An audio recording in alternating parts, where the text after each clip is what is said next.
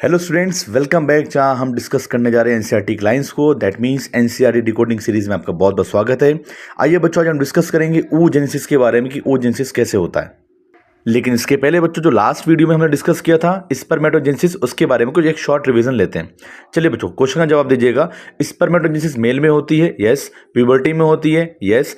और ये होती है स्पर्मेटोगोनिया में। क्वेश्चन, स्पर्मेटोगोनिया कहाँ पर होती है? सेमिनिफरस ट्यूबुल के अंदर होती है। क्वेश्चन, सर्टोली सेल कहाँ पे होती है? सेमिनिफरस ट्यूबुल के अंदर होती है। क्वेश्चन, लेडिक सेल कहाँ पर होती है? सेमिनिफरस ट्यूबुल के बाहर इंटरस्टिशियल स्पेस में होती है। That fat is also called interstitial space. Question, Leydig cells क्या करती है? एंड्रोजन्स यानी टेस्टोस्टेरोन का सिक्रीशन करती है। नेक्स्ट क्वेश्चन, एक स्पर्मेटोगोनिया से कितने स्पर्मेटिड या स्पर्मेटोजोआ बनते हैं? 4 बनते हैं। अगला क्वेश्चन, स्पर्मेटोगोनिया में जो मियोसिस या प्राइमरी स्पर्मेटोसाइट जो होती है, उसमें जो मियोसिस होता है वो इक्वल होता है कि अनइक्वल होता है? बच्चों, इक्वल होता है। तभी एक प्राइमरी स्पर्मेटोसाइट से 2 इक्वल सेकेंडरी स्पर्मेटोसाइट बनते हैं और 2 सेकेंडरी स्पर्मेटोसाइट से इक्वल 4 हैप्लॉइड स्पर्मेटिड बनते हैं। तो बच्चों, पहला क्वेश्चन, जब तक मियोसिस ना हो तब तक कोई भी सेल डिप्लॉइड रहेगी, हैप्लॉइड नहीं होगी। तो अगला क्वेश्चन बच्चों, स्पर्मेटोगोनिया 2n होती है, प्राइमरी स्पर्मेटोसाइट 2n होती है, सेकेंडरी स्पर्मेटोसाइट n होती है, स्पर्मेटिड n होता है, स्पर्मेटोजोआ n होता है, Sertoli cell 2n, Leydig cell 2n, ये याद रखिएगा। और एक वही पुरानी बात, GnRH hormone from hypothalamus act on anterior pituitary which releases gonadotrophins यानी कि FSH and LH, then LH act on Leydig cells, FSH act on Sertoli cells. Okay, I hope आपको एक शॉर्ट ग्लिम्स या आपको एक झलक मिल गई होगी पुराने स्पर्मेटोजेनेसिस प्रोसेस की। आइए स्टार्ट करते हैं oogenesis को। स्टार्ट करने के पहले बच्चों बहुत ध्यान सुनिएगा कि बच्चों ये रिवीजन के पर्पस के लिए, ये डिटेल्ड एनालिसिस नहीं है, सिर्फ रिवीजन के लिए है। उन बच्चों के लिए जो पहले से ऑलरेडी पढ़ चुके हैं, उनको 10 मिनट में रिवाइज करना है, तो ये उनके लिए बेस्ट ऑप्शन है। अगर आपने रिवाइज नहीं किया तो एक बार जाकर एनसीईआरटी से पढ़िए, अपने नोट से पढ़िए, टीचर से पढ़ कर आइए, देन रिवीजन के लिए बहुत बेस्ट रहेगा आपके लिए। आइए स्टार्ट करते हैं oogenesis। सबसे पहले स्लाइड नंबर 1 में आएंगे बच्चों, तो आपको दिखाई देगा किस तरह से हाइपोथैलेमस से GnRH नाम का हार्मोन निकल रहा है जो कि वर्क कर रहा है ऑन एंटीरियर पिट्यूटरी। तो एंटीरियर पिट्यूटरी पे जैसे ही GnRH काम करेगा, एंटीरियर पिट्यूटरी से निकलेंगे गोनाडोट्रोफिन्स यानी कि FSH और LH, और FSH काम करेगा सबसे पहले ओवरी में। FSH है बड़ा भाई, LH है छोटा भाई। तो FSH काम करेगा ओवरी पे और ओवरी में कराएगा फॉलिकल का ग्रोथ यानी follicular development. It means primary follicle से सेकेंडरी फॉलिकल, सेकेंडरी फॉलिकल से टर्शियरी फॉलिकल, टर्शियरी फॉलिकल से ग्रेफिन फॉलिकल का फॉर्मेशन कराएगा FSH। Then finally Graafian follicle जब बन जाएगा तो उस पर काम करेगा LH। तो LH ग्रेफिन फॉलिकल पे काम करेगा, उसको रप्चर कराएगा और ओवुलेशन कराएगा, यानी LH is responsible for ovulation, rupturing of Graafian follicle, जबकि FSH जिम्मेदार होता है फॉलिकुलर ग्रोथ के लिए, प्राइमरी से सेकेंडरी, सेकेंडरी से टर्शियरी के लिए। बट आप एक डायग्राम में इस आपको देखिए ध्यान से, बहुत कुछ सीखने को मिलेगा। जैसे ही ऑरेंज कलर से FSH लिखा, FSH काम करता है, फॉलिकल्स की ग्रोथ होती है, तो आप देखिए उन डेवलपिंग फॉलिकल्स से निकल रहा है estrogen. Estrogen is a female sex hormone which is secreted from the theca cells of the developing follicles, और ये जिम्मेदार होता है फीमेल्स के सेकेंडरी सेक्सुअल कैरेक्टर्स को मेंटेन करने के लिए। बच्चों ध्यान रखिएगा, सबसे पहले पिट्यूटरी हार्मोन FSH ने काम किया फॉलिकल्स पे, फॉलिकल्स की ग्रोथ हुई, थीका सेल्स की ग्रोथ हुई, और थीका लेयर से निकलेगा एस्ट्रोजन। देन जब 14th डे आएगा मेस्ट्रोसाइकिल का, जब वहाँ पर LH काम करेगा ग्रेफिन फॉलिकल पे, यानी कि वहाँ पर बन जाएगा वहाँ पे कॉर्पस लुटियम और ओवुलेशन हो जाएगा, जिस वजह से LH के काम करने की वजह से ही कॉर्पस लुटियम बना और वहाँ से निकलेगा प्रोजेस्टेरॉन। तो एस्ट्रोजन निकालने के लिए जिम्मेदार कौन है? FSH। प्रोजेस्टेरॉन निकालने के लिए जिम्मेदार कौन है? LH। पहले कौन काम करेगा फॉलिकल ग्रोथ के लिए? FSH। बाद में कौन काम करेगा ग्रेफिन फॉलिकल पे? LH। बच्चों अब सेकंड स्लाइड में आते हैं। नेक्स्ट स्लाइड में आपको फिर से सेम डायग्राम मिलेगा कि GnRH निकल रहा है, ब्रेन से निकल रहा है, पिट्यूटरी पे काम करेगा, FSH LH निकलेंगे, ओवरी पे काम करेंगे और ओवुलेशन होगा, साथ में एस्ट्रोजन प्रोजेस्टेरॉन भी निकलेंगे। बच्चों अब बात करते हैं नेक्स्ट स्लाइड की, जो कि एनसीईआरटी का एक पैराग्राफ है। बच्चों साफ साफ एनसीईआरटी में लिखा हुआ है, इसको पढ़ते हैं।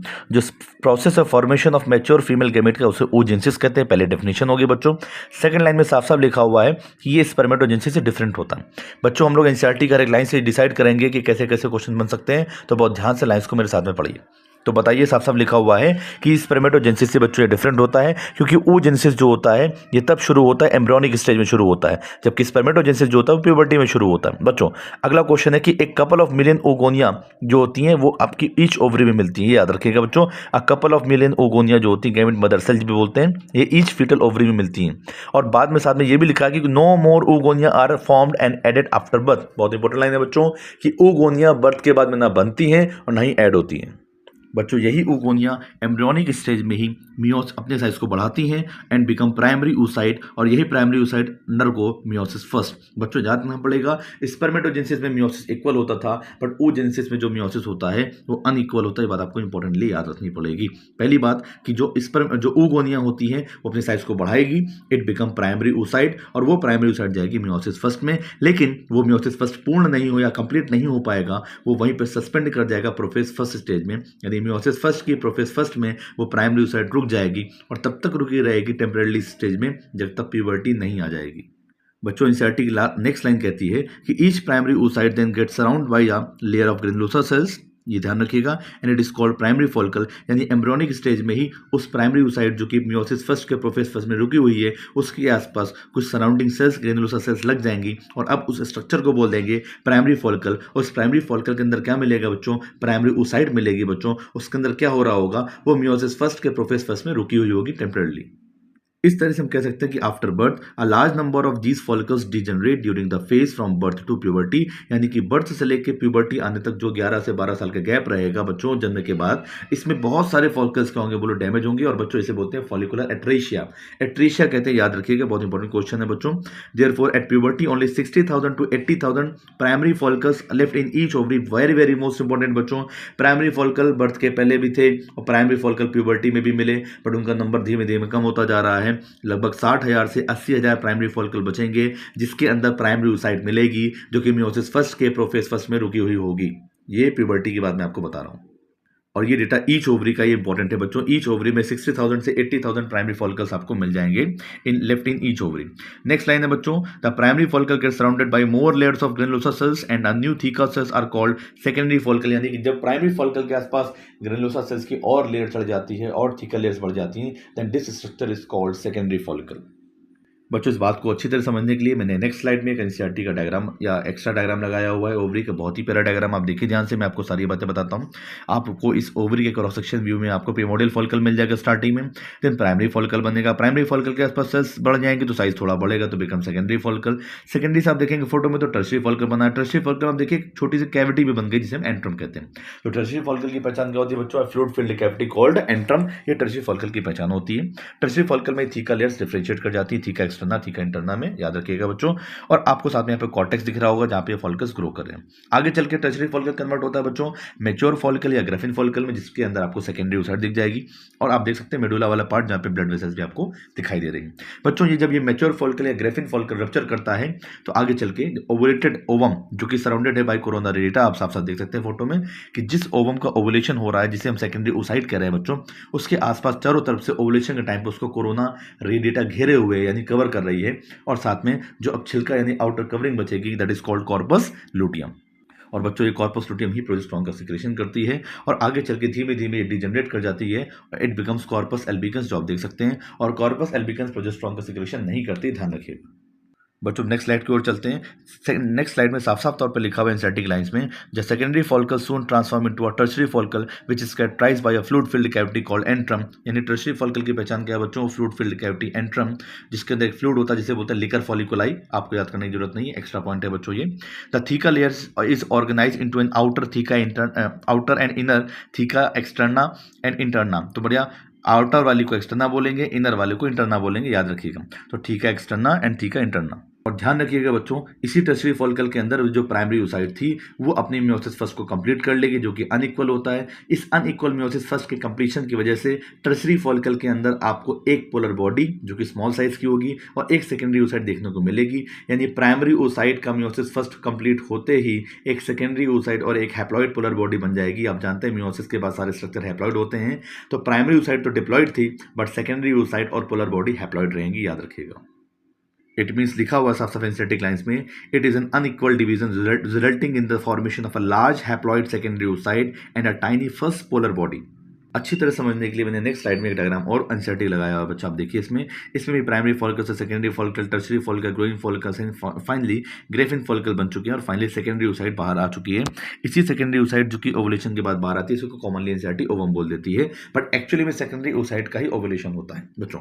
उसके बाद आपको कॉर्पस लुटियम और डीजनरेट करती हुई कॉर्पस लुटियम जिसे हम कॉर्पस एल्बिकन्स कहते हैं वो भी इस फोटो में आपको दिख जाएगी बच्चों। नेक्स्ट स्लाइड में आते हैं। नेक्स्ट स्लाइड में आप देखेंगे तो एनसीईआरटी की लाइन लिखी हुई है, जो सेकेंडरी oocyte होती है retains bulk of the nutrient rich cytoplasm, यानी कि जो मोस्ट ऑफ द न्यूट्रिएंट्स है वो सेकेंडरी oocyte ने रख ली ऑफ द प्राइमरी oocyte, यानी प्राइमरी oocyte का जो मेजर पार्ट था न्यूट्रिएंट्स का वो किसने रख लिया, सेकेंडरी oocyte ने। तो ज्यादा कुछ नहीं मिला पोलर बॉडी को। पोलर बॉडी तो केवल एन यानी हैप्लॉइड सेट ऑफ क्रोमोसोम लेकर निकल गई, यही इसका बच्चों सिग्निफिकेंस है। आप क्वेश्चन पढ़िए, can you think of any advantage of this? Yes, बिल्कुल एडवांटेज है बच्चों। अगर इक्वल मियोसिस होता तो इक्वल साइज की सेल बनती, आगे चल के 4 इक्वल साइज की सेल बनती मियोसिस सेकंड के बाद में, तो किसी भी ओवम में प्रॉपर न्यूट्रिएंट्स ना होने की वजह से जाइगोट सर्वाइव नहीं कर पाता, ओवम सर्वाइव नहीं कर पाता। इसलिए अनइक्वल मियोसिस करके मोस्ट ऑफ द न्यूट्रिएंट्स और योग सब किसको दे दिया, यानी मोस्ट ऑफ द साइटोप्लाज्म किसको दे दिया, सेकेंडरी oocyte को दे दिया, ताकि वो आगे चल के सर्वाइव कर सके। और एक हैप्लॉइड पोलर बॉडी भेज दी या निकाल दी ताकि क्रोमोसोम नंबर हाफ हो सके। तो पोलर बॉडी का बच्चों यही सिग्निफिकेंस है कि हाफ क्रोमोसोम लेके वो निकल जाती है ताकि ओवम हैप्लॉइड बन सके। साफ साफ ये भी क्वेश्चन पूछा है, does the first polar body born out of the first meiotic division divide further और डिजेनरेट? बच्चों इसके बारे में साफ साफ एनसीईआरटी कहती है at present we are not very certain about this, यानी एनसीईआरटी खुद इसके बारे में क्लैरिटी नहीं रखती। बट एक बात ध्यान रखिएगा बच्चों, रेफरेंस बुक में साफ साफ लिखा हुआ है कि ह्यूमंस के मामले में फर्स्ट पोलर बॉडी या सेकंड पोलर बॉडी डिवाइड नहीं करती है, और एनसीईआरटी ने भी अपने डायग्राम से डिवाइड करते हुए दिखाया हुआ नहीं है, आगे मैं आपको दिखाऊंगा। तो बच्चों ह्यूमंस में जो पोलर बॉडीज है वो डिवाइड नहीं करती हैं, बाकी मैमल्स में कर सकती हैं मे बी। आगे चलते हैं बच्चों। The secondary oocyte forms a new membrane called zona pellucida। ये ध्यान रखिएगा बच्चों कि आगे चल के ये जो सेकेंडरी oocyte ओवुलेशन के बाद बाहर आई है, ये सेकेंडरी oocyte इसी ग्रेफिन फॉलिकल में ही अपने आसपास ये जोना पेलुसिडा नाम की एक नॉन सेलुलर ग्लाइकोप्रोटीन्स की बनी हुई थिक लेयर सिक्रीट करती है बच्चों। याद रखिएगा, नॉन सेलुलर है, ग्लाइकोप्रोटीन्स की बनी हुई है, और सेकेंडरी oocyte ने ही अपने आसपास चारों ओर निकाली, इसलिए प्राइमरी एक मेम्ब्रेन का एग्जाम्पल होती है बच्चों। और वो mature follicle that is the Graafian follicle now ruptures to release the secondary oocyte यानी ovum from the ovary by the process called ovulation, यानी ओवुलेशन का प्रोसेस में जो ओवरी है वो सेकेंडरी oocyte या ओवम को रिलीज करती है। जनरली हम उसको सेकेंडरी oocyte ही कहते हैं बच्चों। लिखा हुआ can you identify the major difference between the spermatogenesis and oogenesis? आइए हम इस डिफरेंस को भी समझते हैं डायग्राम्स के थ्रू बच्चों। बट उसके पहले नेक्स्ट स्लाइड को आप देखिए, उसमें ह्यूमन एक का डायग्राम बना हुआ है। आप साफ साफ देख पा रहे हैं कि सबसे बाहर की जो लेयर है उसे हम बोलते हैं कोरोना रेडिएटा। कोरोना रेडिएटा की जो सेल्स होती हैं वो फॉलिकुलर सेल्स होती हैं एक्चुअली में, और उनको जोड़ने के लिए होता है हाइलुरोनिक एसिड नाम का एक केमिकल। ठीक है बच्चों। नेक्स्ट उसके नीचे आपको देखेंगे ब्लू कलर की लेयर दिखाई देगी जिसे हम बोलते हैं जोना पेलुसिडा, जो कि जेलीकोड भी हो सकता है। और अंदर आपको एक फर्स्ट पोलर बॉडी और अंदर हैप्लॉइड न्यूक्लियस आपको दिखाई देगा, और साइटोप्लाज्म भी बहुत सारा इस ओवम के अंदर भरा हुआ है। नेक्स्ट स्लाइड में बच्चों चलेंगे तो आपको एक oogenesis का शॉर्ट डायग्राम दिख जाएगा। इस डायग्राम के थ्रू हम oogenesis को समझ सकते हैं। जैसे कि आप देखिए बच्चों स्लाइड में लिखा हुआ ओगोनियम 2n है बच्चों, इसने साइज को बढ़ाया तो इट बिकम प्राइमरी oocyte, ये भी 2n है बच्चों। अब इसमें मियोसिस फर्स्ट होगी, प्राइमरी oocyte है, नाम में प्राइमरी आ रहा है यानी फर्स्ट मियोसिस होगी। इससे एक बड़ी हैप्लॉइड सेकेंडरी oocyte बनेगी, आपको दिख रहा होगा डायग्राम में बच्चों, और एक फर्स्ट पोलर बॉडी बनेगी जो कि हैप्लॉइड होगी, स्मॉल होगी। मेजर न्यूट्रिएंट्स कहाँ चले गए, सेकेंडरी oocyte के पास चले गए बच्चों। अब ये फर्स्ट पोलर बॉडी डिवाइड करती हुई दिखाई गई है, बट ह्यूमंस में डिवाइड नहीं करती है, ये ध्यान रखिएगा। अब देखिए सेकेंडरी oocyte आगे चल के जब मियोसिस पूरा कर लेगी ओवुलेशन के बाद, तो यही सेकेंडरी oocyte फर्टिलाइजेशन के बाद क्या बना देगी बच्चों, ओवम बना देगी, और ओवम फर्टिलाइजेशन के बाद क्या बना देगा, जाइगोट बना देगा। ये ध्यान रखिएगा बच्चों, और जो भी डिटेल्स हैं बच्चों यहाँ पे लिखी हुई है आपके सामने। अगला डायग्राम अगर आप देखेंगे नेक्स्ट स्लाइड में, तो ये भी oogenesis का डायग्राम है, बट इसी से कोरिलेट करके साथ में फॉलिकुलर डेवलपमेंट भी दिखाया हुआ है कि किस तरह से जो ओवरी है, ओवरी के अंदर किस तरह से oogenesis चल रहा है, और साथ ही साथ उसके फॉलिकुलर डेवलपमेंट भी चल रहा है। यानी कि फॉलिकल्स के अंदर कौन सा स्ट्रक्चर मिलेगा आपको साफ साफ पहले देखने में मिल जाएगा। यानी बर्थ के पहले अगर आप देखें तो oogoनियम और प्राइमरी oocyte आपको दिख जाएंगे प्राइमरी फॉलिकल में, प्रीमोर्डियल फॉलिकल में। उसके बाद जब बर्थ हो जाएगी, प्यूबर्टी आ जाएगी, तो उसमें आपको प्राइमरी oocyte, सेकेंडरी oocyte, ये सब आपको प्राइमरी फॉलिकल, सेकेंडरी फॉलिकल में देखने को मिल जाएंगे, आप उसको देख सकते हैं बच्चों। रही बात oogenesis और स्पर्मेटोजेनेसिस में डिफरेंस की, तो एक नेक्स्ट स्लाइड से छोटी सी फोटो को देख सकते हैं। यहाँ पे एक मेल और फीमेल का फोटो भी बना हुआ है, आप देखिए यहाँ पे आपको साफ साफ पता चल रहा है कि एक प्राइमरी oocyte से एक सेकेंडरी oocyte बनती है और एक पोलर बॉडी बनती है, और उसी एक प्राइमरी oocyte से आगे चल के फाइनली एक ओवम बनता है, और फाइनली हम कह सकते हैं यहाँ पे पोलर बॉडीज बन रही हैं। बच्चों ध्यान से देखिए स्पर्मेटोजेनेसिस में, यहाँ पे एक स्पर्मेटोगोनियम से यहाँ आप देखेंगे तो एक प्राइमरी स्पर्मेटोसाइट बनती है और एक प्राइमरी स्पर्मेटोसाइट से 2 इक्वल सेकेंडरी स्पर्मेटोसाइट बनती हैं और 2 इक्वल सेकेंडरी स्पर्मेटोसाइट से 4 हैप्लॉइड स्पर्मेटिड या 4 स्पर्मेटोजोआ भी बन सकते हैं बच्चों। नेक्स्ट स्लाइड में अगर आप देखेंगे तो आपको एनसीईआरटी की फोटो देखने को मिल जाएगी, जिसमें एक तरफ स्पर्मेटोजेनेसिस और एक तरफ oogenesis दिखाया हुआ है। इसका डिफरेंस हम आगे चल के जरूर देखेंगे, बट इस डायग्राम से हमें क्या सीखने को मिलता है बच्चों कि किस सेल में कितने क्रोमोसोम होंगे ये पता चल रहा है, प्लस किस सेल में मियोसिस हो रहा है, किस सेल में माइटोसिस हो रहा है, प्यूबर्टी से क्या स्टार्ट हो रहा है और बर्थ के पहले से क्या स्टार्ट हो रहा है। ये सारी बातें आपको देखने को मिल जाएंगी। कितनी पोलर बॉडी बन रही है, कितनी नहीं बन रही है, हम एनसीईआरटी के इस डायग्राम से सीखेंगे बच्चों। आप साफ साफ देख पा रहे हैं कि oogenesis में प्राइमरी oocyte मियोसिस करके, मियोसिस फर्स्ट करके एक सेकेंडरी oocyte बना रही है और फर्स्ट पोलर बॉडी बना रही है, इसको डिवाइड करते हुए नहीं दिखाया गया है। उसके बाद वो secondary oocyte after entry of sperm एक ओवम बना रही है और एक सेकेंड पोलर बॉडी बना रही है बच्चों। तो टोटल 2 पोलर बॉडी बनेंगी यहाँ पे। तो हम ऐसा कह सकते हैं बच्चों, एक oogonia या एक प्राइमरी oocyte आगे चल के एक ओवम और 2 पोलर बॉडी को बनाती है, ये ध्यान रखिएगा बच्चों। जबकि स्पर्मेटोगोनिया जो होती है आगे चल के 4 स्पर्मेटिड या 4 स्पर्मेटोजोआ बनाती है, ये ध्यान रखिएगा बच्चों। तो फाइनली हम ये कह सकते हैं कि एक स्पर्मेटोगोनिया से आगे चल के 4 स्पर्म बनते हैं, जबकि एक oogonia से आगे चल के सिर्फ एक ही ओवा बनता है। ये ध्यान रखिएगा बच्चों, बहुत इंपॉर्टेंट है। अगली बात, अगर नेक्स्ट स्लाइड में अगर आप देखेंगे तो आपको स्पर्मेटोजेनेसिस और oogenesis में डिफरेंस मिलेगा। आप देखिए लोकेशन, स्पर्मेटोजेनेसिस जो होती है बच्चों टेस्टिस में होती है, जबकि oogenesis ओवरी में होती है।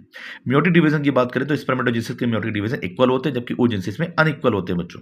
अगर अगले में बात करें तो गैमेट्स की बात करते हैं। यहाँ पे स्पर्मेटोजेनेसिस में 4 हैप्लॉइड स्पर्म बनते हैं, जबकि oogenesis में केवल एक ही हैप्लॉइड गैमेट बनता है, बाकी तो 2 से 3 पोलर बॉडी बन सकती है। साइज की बात करें तो स्पर्म जो होता है काफी छोटा होता है स्पर्मेटोसाइट से, जबकि जो ओवा होता है वो oocyte से साइज में बड़ा होता है बच्चों। अगर ड्यूरेशन की बात करें तो स्पर्मेटोजेनेसिस लगातार कंटिन्यूसली चलती रहती है, प्यूबर्टी से लेकर ओल्ड एज तक चलती रहती है, जबकि आगे चल के रुक के डिसकंटिन्यूसली कौन सा होता है oogenesis, क्योंकि आप जानते हैं कि जो सेकेंडरी oocyte है वो भी मेटाफेज सेकेंड में रुक जाती है। प्राइमरी oocyte प्रोफेज फर्स्ट में रुक जाती है मियोसिस फर्स्ट के, जबकि सेकेंडरी oocyte मियोसिस सेकेंड के मेटाफेज सेकेंड में रुक जाती है। तो कहीं ना कहीं इंटरप्टेड रहता है oogenesis, जबकि स्पर्मेटोजेनेसिस कॉन्टिन्यूअस चलता है बच्चों।